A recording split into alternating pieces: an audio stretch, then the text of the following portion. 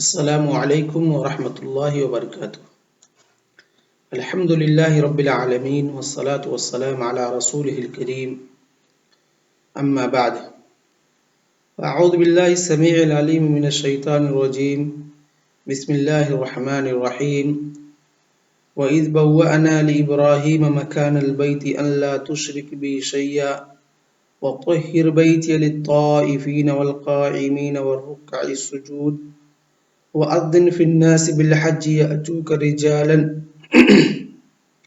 يَأْتُوكَ رِجَالًا وَعَلَى كُلِّ ضَامِرٍ يَأْتِينَ مِنْ كُلِّ فَجٍّ عَمِيقٍ لِيَشْهَدُوا مَنَافِعَ لَهُمْ وَيَذْكُرُوا اسْمَ اللَّهِ فِي أَيَّامٍ مَّعْلُومَاتٍ عَلَى مَا رَزَقَهُم مِّن بَهِيمَةِ الْأَنْعَامِ فَكُلُوا مِنْهَا وَأَطْعِمُوا الْبَائِسَ الْفَقِيرَ ثم يقضوا تفثهم وليؤفوا نذورهم وليطوفوا بالبيت العتيق ذلك ومن يعظم حرمات الله فهو خير له عند ربه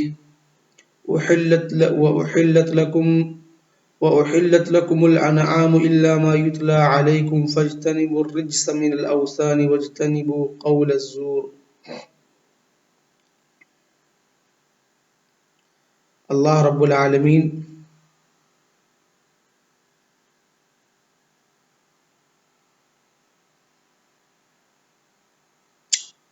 اس آیت کے اندر خانہ کعبہ کا طوفان نوح کے آنے کے بعد جب خانہ کعبہ جس کی تعمیر پہلے ہی کی گئی تھی سب کچھ ختم ہو گیا، اس کا جگہ کوئی بھی چیز نہ خانہ کعبہ باقی تھا، نہ اس کی جگہ معلوم تھی کہ خانہ کعبہ کہاں تعمیر کی گئی تھی حضرت آدم علیہ السلام کے زمانے میں۔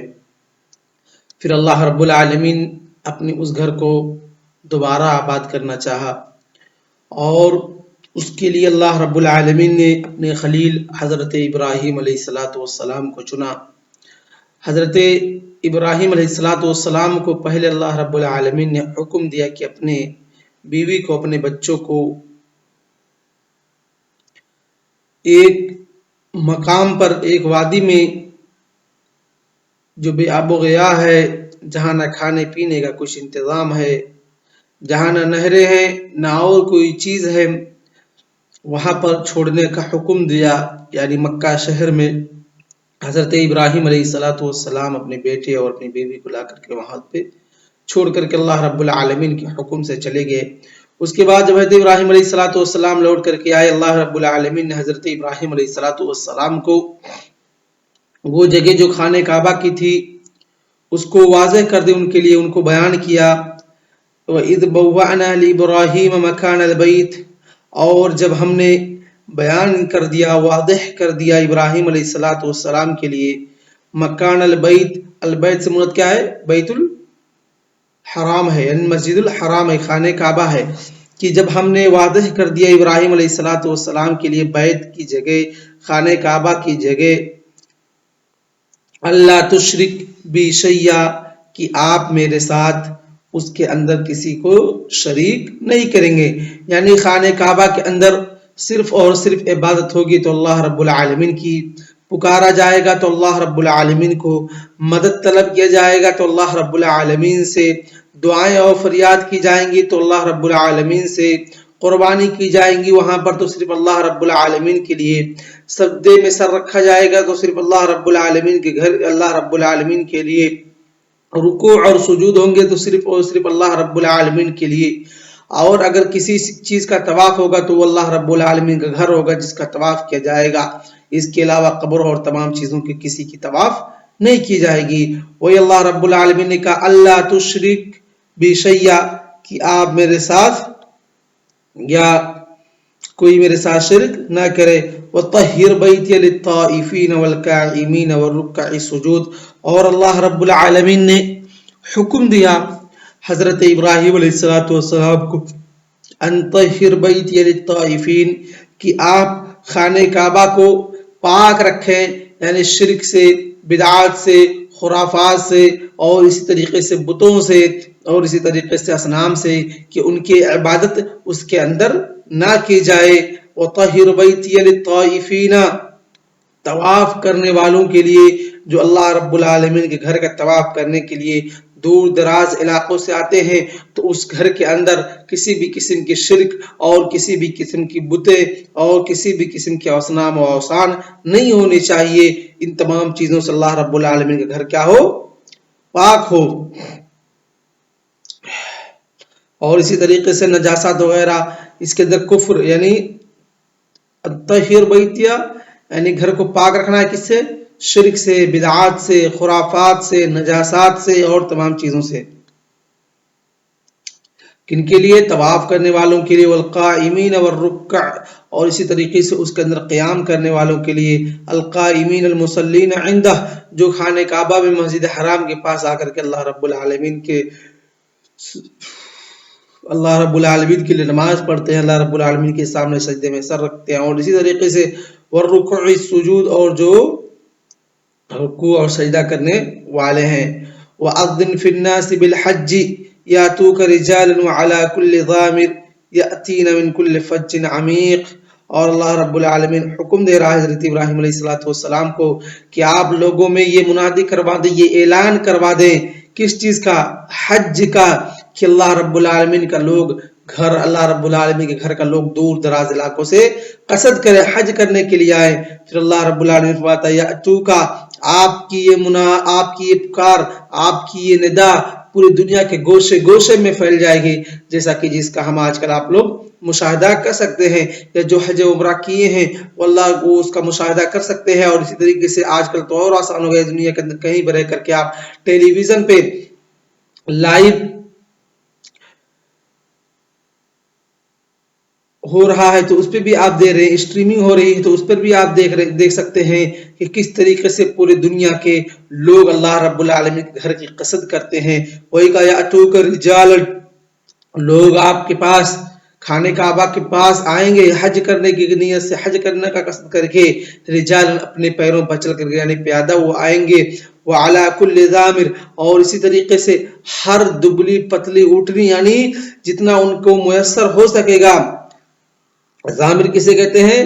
ضامر ایسی اونٹنی، ایسی اونٹ جو کہ ایک دم دبلی پتلی ہو اور چل چل کر کے اس کا گوشت اور وہ تھک چکی ہو۔ یاتون من کل طریق بعید، اور اسی طریقے سے یاتین من کل فج عمیق، فج بولتے ہیں راستے کو، عمیق گہرا یعنی دور، یعنی آپ کے پاس دور دراز علاقے سے لوگ چل کر کے، اگر ان کے پاس سواری نہیں تو پیدل آئیں گے۔ اور اسی طریقے سے اگر جو سواری ہے یہاں تک کہ جو سواری دبلی پتلی ہے اس پر بھی سوار ہو کر کے وہ لوگ اللہ رب العالمین کے گھر میں حاضر ہوں گے حج اور عمرہ کرنے کے لیے، حج اور عمرہ کرنے کے لیے۔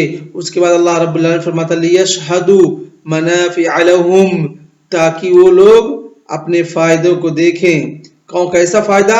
کہ خانہ کعبہ کے اندر آ کر کے تو اللہ رب العالمین سے حج اور عمرے کی قصد کر کے آئیں، اللہ رب العالمین سے رو کر گڑا کر اپنے گناہوں کی معافی طلب کریں، اللہ رب العالمین ان کو معاف کر دے گا۔ جیسا کہ حدیث کے اندر آتا ہے من حج ولم يرفث ولم يفسق رجع كيوم ولدته امه، یعنی گناہ سے اس قدر دھو دیا تھا جس طریقے سے وہ بچہ اپنے ماں کے پیٹ سے جدا ہوتا ہے، اس کا کوئی گناہ نہیں ہوتا۔ ایسے ہی اللہ رب العالمین حاجیوں کے گناہ کو بھی جو حج کرنے جاتے ہیں اور جنہوں نے اپنے حج کے دوران حج کے بعد فسق و فجور اور رفث کے کام نہیں کیے، اللہ رب العالمین کو معاف کر دیتا ہے۔ وہی کہا لیشہدوا منافع لہم، تاکہ وہ لوگ اپنے فائدے کو دیکھیں، وَيَذْكُرُوا اسْمَ اللَّهِ فِي أَيَّامٍ مَعْلُومَاتٍ، اور اسی طریقے سے اللہ رب العالمین کی نام لیں، کس پر؟ جانوروں پر جو قربانی کریں گے जानवरों पर जो वो कुर्बानी करेंगे। फी अय्याम मालूमात, अय्याम मालूमात से मुराद क्या है? यौमुन नहर और अय्याम तशरीक, यौमुन नहर और अय्याम तशरीक यानी 10, 11, 12, 13।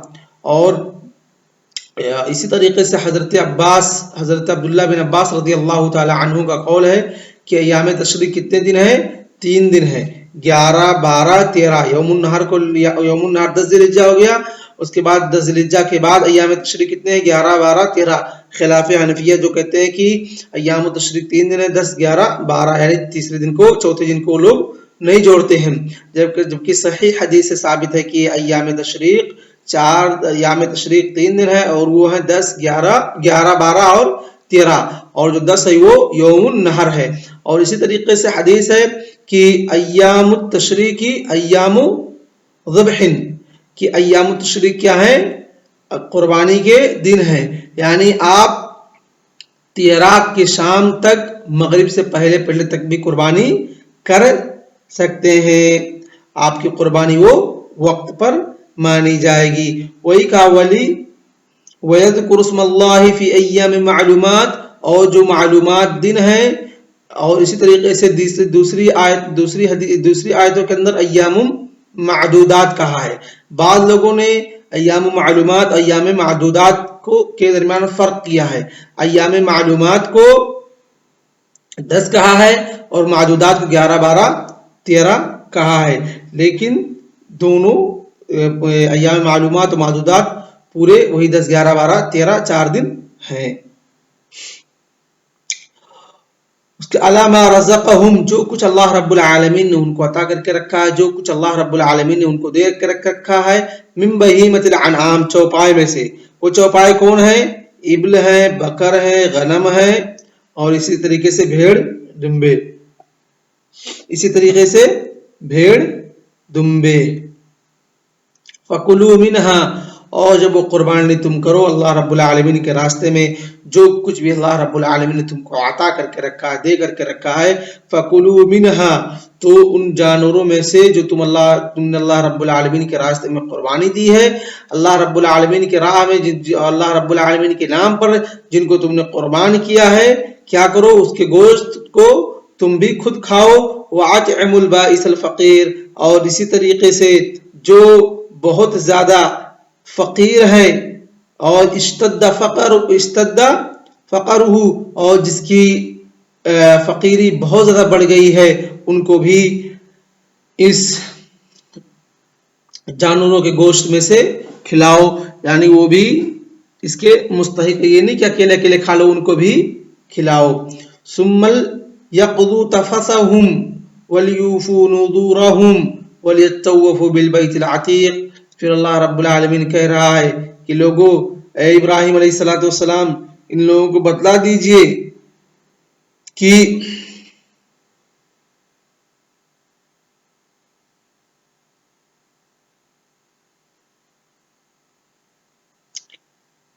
जो कुछ उनके बकिया अमाल है उसको पूरा करें। उसको क्या करें?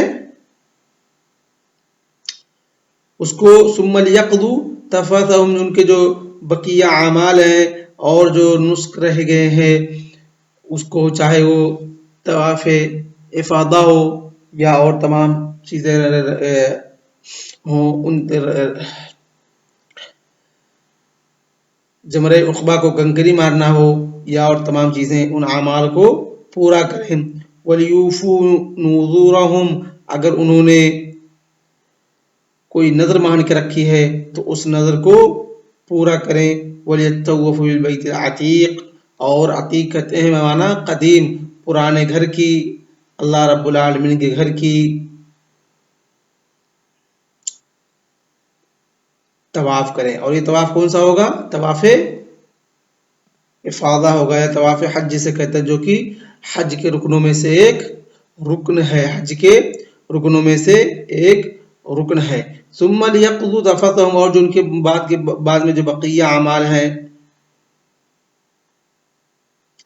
उसको पूरा करें और अपने वस्ख को दूर करें। यानी कि रमे जमरे उक़बा को कंकरी मारने के बाद آئیں، اپنے احرام کو بدلیں، اور اسی طریقے سے وہ تمام چیزیں جو منع تھی، بال کاٹنا، ناخن کاٹنا اور یہ ساری چیزیں اس کا، اور بغیر سلا ہوا کپڑا پہننا، ان تمام چیزوں کو وہ کر سکتے ہیں، یعنی اپنے تپس کو یعنی گندگی کو دور کریں، یعنی ان تمام نہا کر کے اور اپنے اظفار اور اپنے اشعار یعنی بال وغیرہ جو ہیں اس کو کاٹ سکتے ہیں، اس کو کاٹ کر کے اپنے گندگی کو، اپنے میل کچیل کو دور کریں اور اپنے نظر کو پورا کریں، اور اسی طریقے سے اللہ رب العالمین کے گھر کی طواف کریں، جو کہ طواف کیا ہے؟ افاضہ ہے، جو کہ حج کا رکن ہے۔ اس کے بعد اللہ رب العالمین فرماتا ہے ذالک ومن یعظم حرمات اللہ فهو خیر لہ عند ربی واحلت لکم الانعام الا ما یتلی علیکم فاجتنبوا الرجس من الاوثان واجتنبوا قول الزور، اور کہا ذالک ومن یعظم حرمات اللہ، اور یہ ساری چیزیں جس نے اللہ رب العالمین کے گھر کی تعظیم کی اس کے لیے وہ چیز بہتر ہوگی، عند ربی واحلت لکم الانعام، اور اس طریقے سے جانور تمہارے اوپر حرام کر دیے گئے ہیں، حلال کر دیے گئے ہیں، تو جو اونٹ، گائے، بکری اور تمام چیزیں جو اللہ رب العالمین تمہارے لیے حلال کر رکھے ہیں، لیکن حرام وہی چیزیں ہیں جن کا تذکرہ قرآن کے اندر کر دیا گیا ہے، الا ما یتلی علیکم، جن کی تلاوت تمہارے اوپر کر دی گئی، یعنی حرمت علیکم المیتۃ والدم ولحم الخنزیر وما اہل لغیر اللہ بہ، یہ آیت، اور اسی طریقے سے دوسری آیت ہے جس کے اندر ان جانوروں کو اور جو لوگوں کے لیے کھانے کے لیے حرام ہے، جن کا تذکرہ، جن کی تلاوت کر دی گئی قرآن کے اندر، جن کو قرآن کے اندر بتلا دیا گیا ہے، وہ تمام چیزیں کیا ہیں؟ حرام ہیں۔ فاجتنبوا الرجس من الاوثان، تو اے لوگوں بتوں کی پالیدگی سے اور ناپاکی سے آپ لوگ بچیں، واجتنبوا قول الزور، اور اسی طریقے سے جو جھوٹی بات ہے جن کو اللہ کے رسول صلی اللہ علیہ وسلم نے کیا کہا ہے؟ کبائر میں سے شمار کیا ہے، اور جو انسان کے ہلاک کا سبب بنتی ہیں، وہ 7 چیزیں جو اللہ کے رسول صلی اللہ علیہ وسلم نے گنائی تھی، اس میں سے ایک ہی جھوٹ بھی ہے، وَاجْتَنِبُوا قَوْلَ الزُّورِ، ایک ہی جھوٹی باتوں سے بچو، اللہ رب العالمین پر افطرا سے، اور اسی طریقے سے اللہ رب العالمین پر جھوٹ باندھنے سے بچو کہ اللہ رب العالمین کے پاس بیٹا بیٹی ہے، یا اللہ رب العالمین کے ساتھ اور کوئی معبود ہے جو اللہ رب العالمین کا پارٹنر اور شریک ہے، ان تمام جھوٹی باتوں سے لوگوں بچو۔ آج کا درس ہم اسی پر اکتفا کرتے ہیں، وصلی اللہ علی نبینا محمد وعلی آلہ وصحبہ اجمعین۔ السلام علیکم ورحمۃ اللہ وبرکاتہ۔